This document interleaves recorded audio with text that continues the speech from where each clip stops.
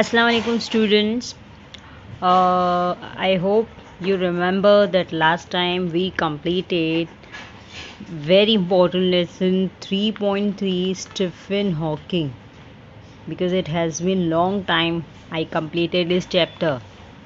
तो इसलिए याद दिलाना पड़ रहा है कि लास्ट टाइम हम लोगों ने 3.3 लेसन स्टीफन हॉकिंग किया था. So it's better if you go through that video once again. If you go through that lesson once again, I had told you that that lesson was very important. Okay, because many chapters have been omitted this year from your syllabus. है ना, आप लोगों का जो है syllabus reduced हो गया है. So considering this lesson is important. Okay. All right, so now directly we proceed to English workshop. तो प्लीज़ थोड़ा सा जो है पहले का रिकॉर्डिंग ज़रूर देख लीजिए, अदरवाइज़ ये फिर वर्कशॉप आपको जो है नहीं समझ में आएगा, because it is link with the explanation of the chapter. All right, okay. Observe the time line and search occurrence according to it. Prepare a chart. आप देखिए यहाँ पर टाइम लाइन दिया गया है. टाइमलाइन मतलब डेट्स दी गई है आपको, और उसके अंदर क्या क्या ऑकरेंस हुए वो आपको लिखना है. ठीक है. January 8, 1942. If you go through the lesson, so you'll come to know it has been given in the first passage. Let us see here.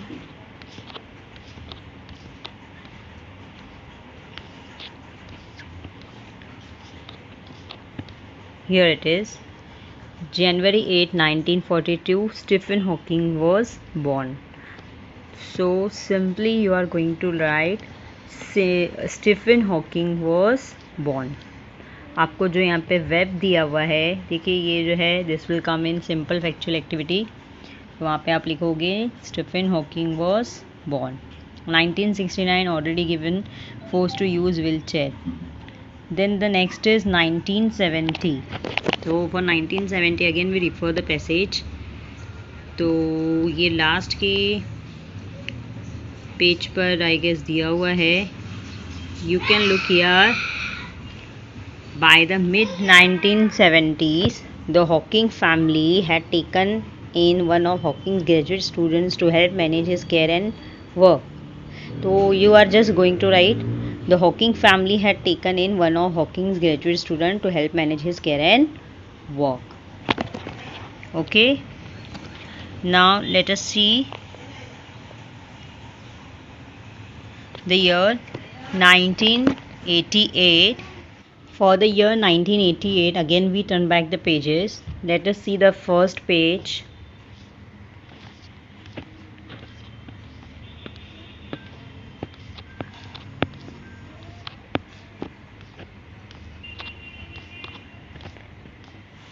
Okay, yeah, here you can see first page पर दिया है. ये first page है. ये first page है. यहाँ पर दिया देखिए. In 1988, Hawking catapulted to international prominence with publication of A Brief History of Time. Got? So that means you are directly going to write कि 1988 में क्या हुआ था. बुक पब्लिश हुई थी and that was A Brief History of Time. So let us go back to our question. 1988, here you will write published open single inverted comma A Brief History of Time. Okay, now one by one अभी और भी नीचे आपको years दिए हुए हैं. देखिए year 2001. तो you just write down. You understood ना कि आपको पैसेज दिया रहेगा, उसी में से आपको जो है फाइंड आउट करना है. तो 2001 का भी दिया है. You just write down published open inverted comma the universe in a nutshell. The universe in a nutshell. Then the year 2005, write down authored open single inverted comma a briefer history of time. Again ये एक book, ये सारी books है ना उनकी लिखी गई, a briefer history of time. उसके बाद ये जो 2009 है ना, it has been given by mistake. 2009 के अंदर जो है कोई भी इवेंट दिया नहीं है। अच्छा, नाउ द ईयर 2010, तो उसमें आप लिखिए Hawking spoke against the idea that God could have created the world. Hawking spoke against the idea that God could have created the world.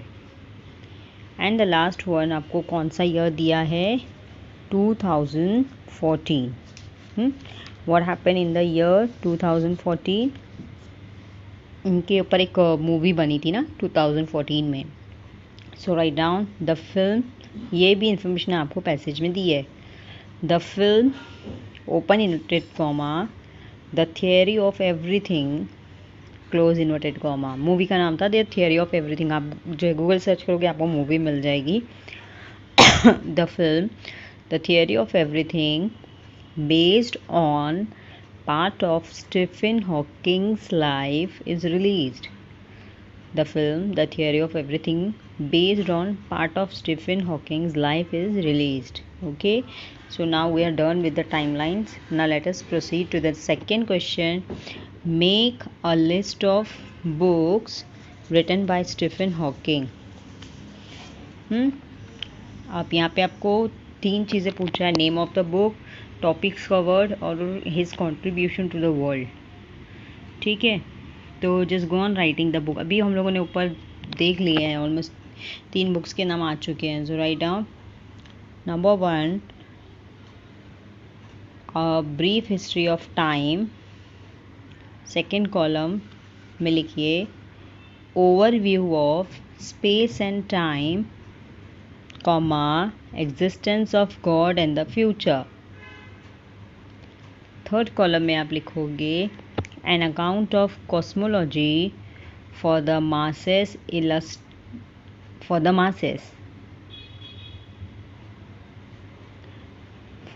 Masses.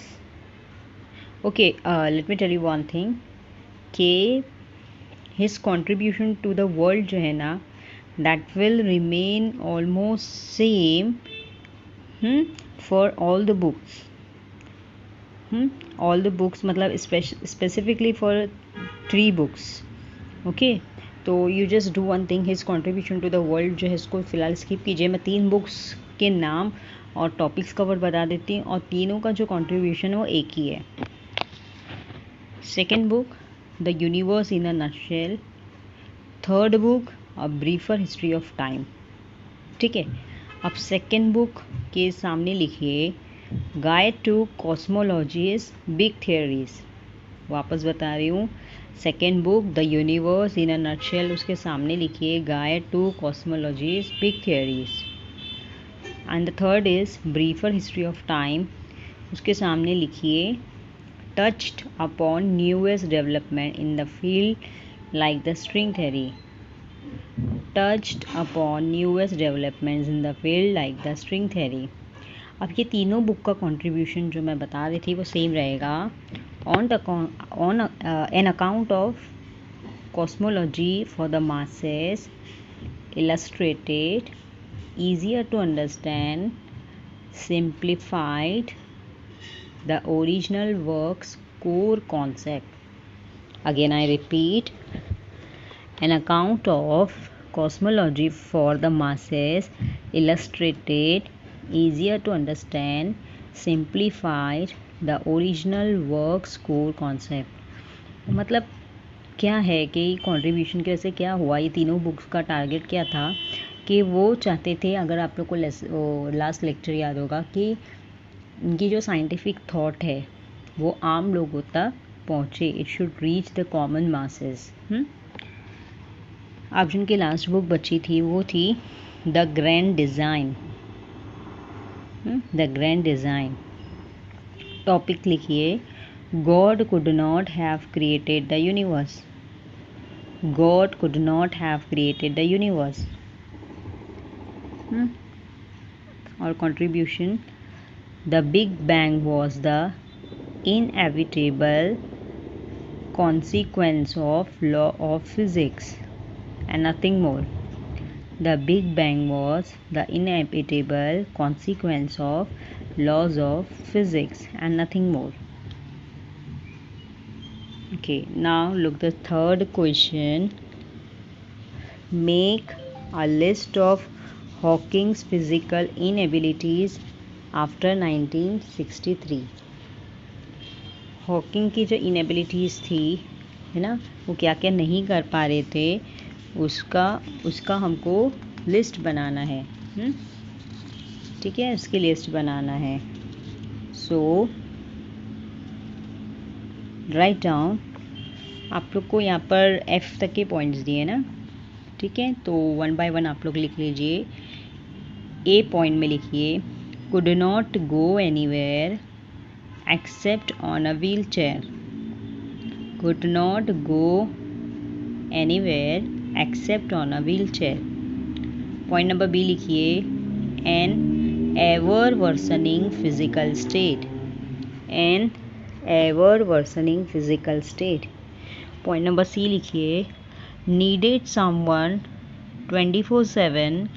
24/7 कैसे लिखोगे आप? 24/7, हाँ, to manage his care and work. Needed someone 24/7 to manage his care and work.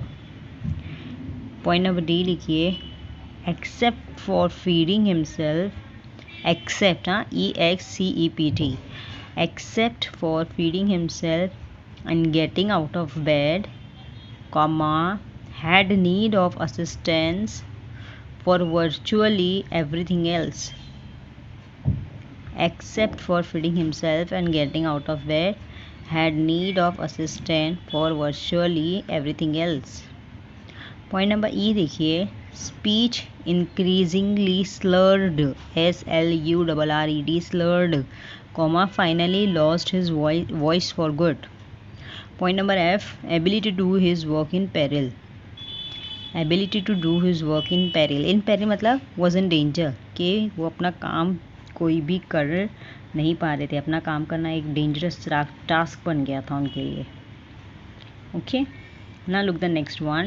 Question number 4. Shape your mind. Complete a network of cluster diagram with the name of great personalities and their contribution. देखो अब now this kind of question may come in personal response. ऐसे जो है personal response में आपको पूछ सकता है। तो I am giving you in short, आपको डिफरेंट फील्ड दिए, जैसे फाइन आर्ट दिया है, मैथमेटिक्स है, लिटरेचर है, साइंस में, तो इसके अंदर जो है आपको नाम बताना है और उनके कॉन्ट्रीब्यूशंस भी बताना है। तो I just give you the name और for contribution you can check out Google because you won't even be able to write it down here in the web. तो एक्चुअली आपको प्रॉपर बॉक्सेस वगैरह बना के लिखना पड़ेगा। तो I give you the name for fine art. There are 3 names. Satyajit Ray, he was a film director. Number 2 Vasudev Gaitonde, he was painter.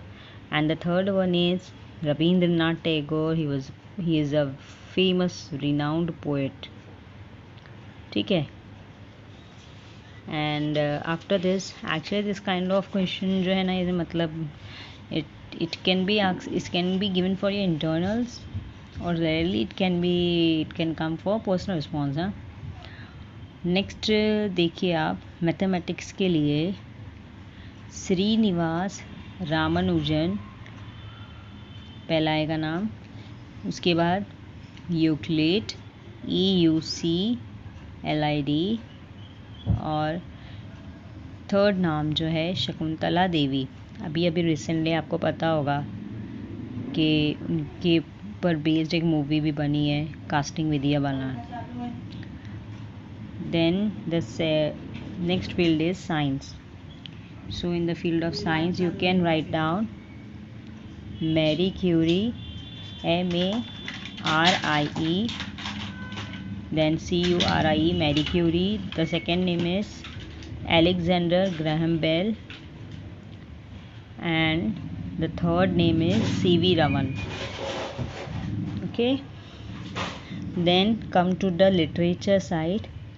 First name write down Shakespeare. Second name Charles Dickens. Charles. Charles Dickens. Dickens. ये जो है novel लिखते थे Charles Dickens. उसके बाद GB. Shaw. GB. Shaw नाम सुना होगा आपने, बहुत ही फेमस है. George Bernard Shaw. And I think आप लोग को भी उनका लिखा गया पोएट और either the poem or prose, it is there. George Bernard Shaw, G.B. Shaw. So within bracket write he was a playwright. PLAYWRIGHT, playwright. तो उनकी फर्दर डिटेल्स आप लोग गूगल सर्च कर सकते हो. As I told you that it will hardly come, क्योंकि chances है आप लोग को हो सकता है पर्सनल जो है इंटरनल के लिए वो दे दिए जाएं. Now we proceed further to the next question. Complete the following web. Stephen Hawking achievements. Stephen Hawking achievement देखिए आपको एक दिया है यहाँ पर कि he became world famous after publication of a brief history of time. So in rest of the web write down written or co-written 15 books. Written or co-written 15 books. Second, writes at a prolific rate. Writes at a prolific rate. The third, contributed to theories in cosmology despite suffering from ALS. And the last one is 30 years as Lucasian professor, LUCASIAN, Lucasian professor of mathematics at Cambridge. Okay. After this you can see question number 6, which is very very important. It's a famous proverb. Every cloud has a silver lining. मतलब कि बोलते हैं ना कि जब सारे दरवाजे बंद होते आते हैं, जब तुम पूरी तरह से नाउमीद हो जाते हो, when you are completely in despair, when you are completely hopeless, then always there is a ray of hope. This is what meant by every cloud has a silver lining. So it's very very very important proverb which can come as which can come in expansion of idea. So if you are having any sort of reference book, so you can go through it. I hope you understood what is the theme of this proverb. No, that even if there is completely hopelessness or despair surrounding you, you should not lose ray of hope. Now, do you agree or disagree with the following statement? Justify or stand by your answer by quoting a line from the text. Okay, in this question you have to identify whether the sentence is correct or not. मतलब आपको ये बताना है कि whether you agree or disagree with the statement.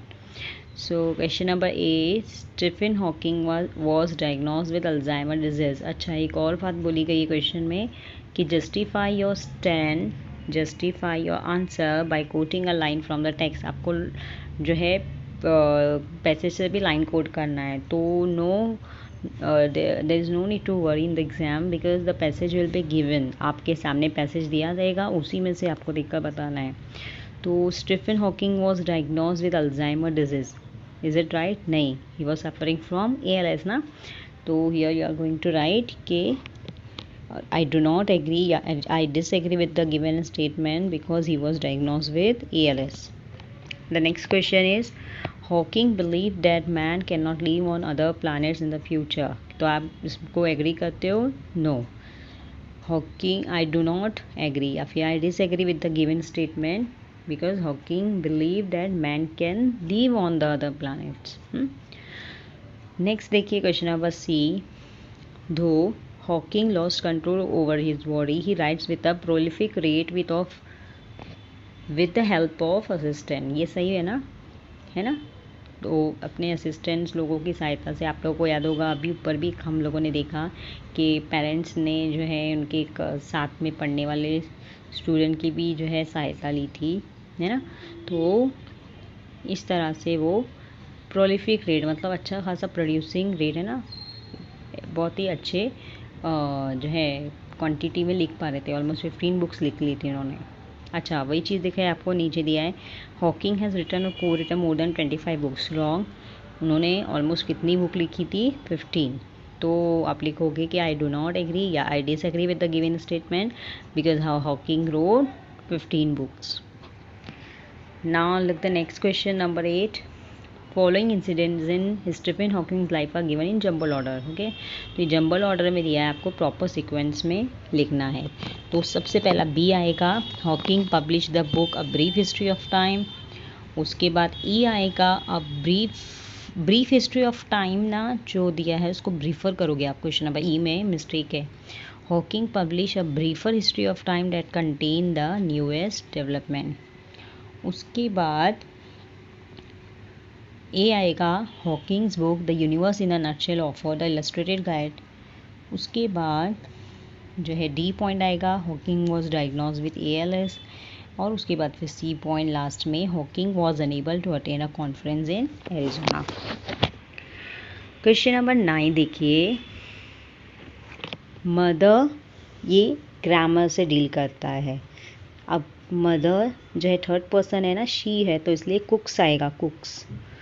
Mother and her daughter, cook आएगा, 2 लोग दिए ना तो कुक आएगा, क्योंकि इनके लिए प्रोनाउन दे हो जाएगा ना, mother and her daughter. Okay, the rise and fall of the empire is recorded in the history. Neither Ritesh nor Alok play well, play आएगा। Either of the two is guilty, either of the two are guilty आएगा। Everyone makes mistakes. That news is published today. 8 lakh rupees was a big amount. The committee has approved of it. The cost of all the goods has risen. तो ये actually समझने के लिए you need to understand parts of speech very thoroughly. Parts of speech के अंदर आपको रहता है ना नाउन, प्रोनाउन, वर्ब। तो जब प्रोनाउन आप पढ़ोगे ना प्रॉपरली इन डिटेल तो आपको समझ में आएगा कि क्या रीज़न है जहाँ पे एस लग रहा है या कहीं पे आर आ रहा है या कहीं पे हैव आ रहा है। क्वेश्चन नंबर 10 अगेन देखिए, it's again grammar question. From the following sentence, underline the nouns and encircle the determiners that specify the nouns in a noun phrase. देखो शायद से डिटर्मिनर मैं पहले भी डिस्कस कर चुकी हूँ। डिटर्मिनर जो है डिफरेंट टाइप्स के होते हैं, या तो आर्टिकल्स, देखिए आपको नीचे दिया है पॉजेसिव, डेमोन्स्ट्रेटिव या क्वांटिफायर। तो आपको यहाँ पे बताना है डिटर्मिनर, ठीक है। तो सब आपको तो क्या बोला है, पहले तो नाउन को अंडरलाइन करना है और उनका डिटर्मिनर उसके पहले आता है, नाउन के पहले। हाँ, अब देखिए फर्स्ट क्वेश्चन में नाउन है वॉइस, तो आप वॉइस को अंडरलाइन कीजिए और उसके पहले जो हीज आया है, ठीक है, वो बता सकते हैं कौन सा डिटर्मिनर है, वो है पॉजेसिव प्रोनाउन, है ना। क्या है? Possessive pronoun. नेक्स्ट देखिए ईयर्स क्या है, नाउन है, उसको अंडरलाइन कीजिए और उसके पहले क्या आया है, द, तो द क्या है, आर्टिकल। तो आपको करना क्या है, बता दूं मैं कि आपको नाउन्स को अंडरलाइन करना है और डिटर्मिनर्स को सर्कल करना है। ठीक है, तो मैं आप एक काम करती हूँ, मैं आपको सबसे पहले ये बताते जाती हूँ कि सर्कल किसको करो और अंडरलाइन। ठीक है, तो सारे क्वेश्चंस के मैं अंडरलाइन यानी कि नाउन्स बता देती हूँ। फर्स्ट क्वेश्चन में वॉइस को किए आप लोगों ने, सेकंड क्वेश्चन में ईयर्स को किए, और सेकंड क्वेश्चन में बुक्स को भी कीजिए।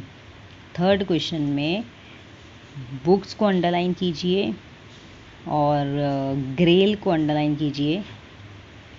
फोर्थ क्वेश्चन में इवेंट्स को अंडरलाइन कीजिए। फिफ्थ क्वेश्चन में ड्रीम को अंडरलाइन कीजिए। तो ये जिनको अंडरलाइन किया आपने वो सब नाउन्स हैं। अब बताते जाती हूँ सर्कल किसको करना है। फर्स्ट क्वेश्चन में हिज को सर्कल कीजिए, सेकंड क्वेश्चन में द को सर्कल कीजिए, 15 को सर्कल कीजिए, थर्ड क्वेश्चन में धीस, थ्री, साइंस, होली, इन सबको सर्कल कीजिए। फोर्थ क्वेश्चन में अ फ्यू को सर्कल कीजिए और फिफ्थ क्वेश्चन में दैट को सर्कल कीजिए।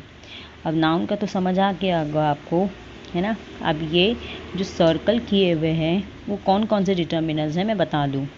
हिज जो है वो पजेसिव हो गया, द जो है वो आर्टिकल हो गया, 15 जो है ना वो क्वांटिफायर्स हो गया। एक्चुअली वो न्यूमरल्स हैं, ऊपर आपको ऑप्शन में न्यूमरल्स नहीं दिया है तो वो न्यूमरल्स हैं। धीस जो है ये डिमॉन्स्ट्रेटिव हो गया और 3 जो है वो भी न्यूमरल्स हो गया। साइंस एपोस्ट्रोफेस जो है पजेसिव हो गया और होली जो है वो जो है साइंस होली ये पूरा जो है पजेसिव हो गया। और फ्यू जो है क्वांटिफायर हो गया, दैट जो है डेमोन्स्ट्रेटिव हो गया। Okay, now for this lesson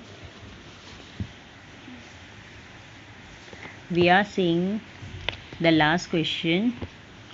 Complete the information from the following graphic organizer and prepare summary.